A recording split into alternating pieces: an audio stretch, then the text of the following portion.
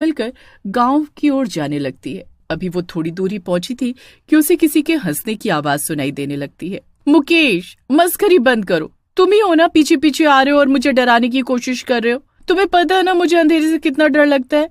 राधा के इतना कहते ही हंसी की आवाज बंद हो जाती है और राधा एक बार फिर गांव की ओर जाने लगती है। तभी उसे अचानक अपने सामने एक बिजुका खड़ा हुआ नजर आता है। अरे, ये रास्ते के बीचों बीच बिजुका किसने लगाया है? इसे तो खेतों में लगाया जाता है ना।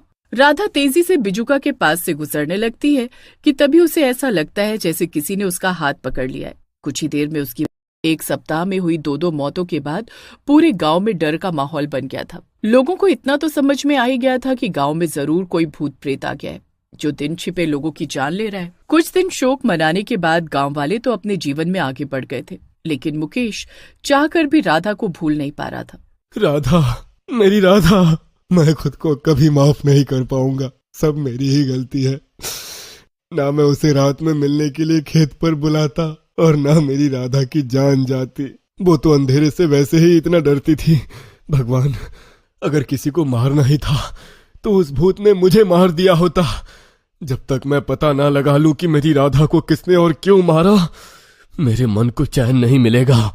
अपना दुख लेकर मुकेश पास ही के गांव में रहने वाले एक तांत्रिक बाबा के पास जाता है जिन्हें भूत प्रेत भगाने की सिद्धि प्राप्त थी। बाबा, उस रात राधा मुझसे ही मिलने आई थी। पूरा खेत सुनसान था। गांव का कोई आदमी उस समय खेतों में नहीं था। मुझे पूरा यकीन है कि मेरी राधा को किसी इंसान ने नहीं मारा। जरूर इसके पीछे किसी भूत प्रेत का चक्कर है।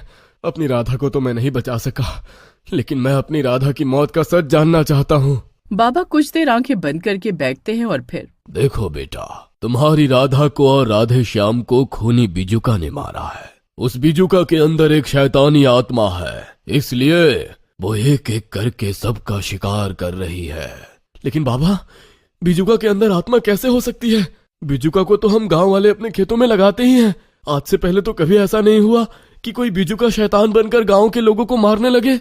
देखो बेटा, दुनिया में अच्छी और बुरी हर तरह की आत्माएं होती हैं, और उस बिजुका में एक बुरी आत्मा ने अपना कब्जा जमा लिया है।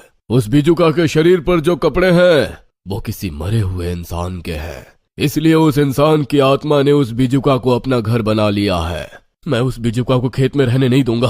आज ही उसे उखाड़कर गांव से कहीं दूर फेंक आऊंगा। मुकेश तेजी से गांव में पहुंचता है और जिस खेत में राधा की मौत हुई थी उस खेत में पहुंचकर देखता है कि एक बिजुका खेत के बीचों बीच खड़ा है। मुकेश बिजुका को उखाड़ता है और गांव से बाहर ले जाकर उसको फेंक देता है। अरे काका, अब आप लोगों को घबराने की कोई जरूरत नहीं है। मुझे पता चल गया है कि हमारे गांव में जो मौतें हो रही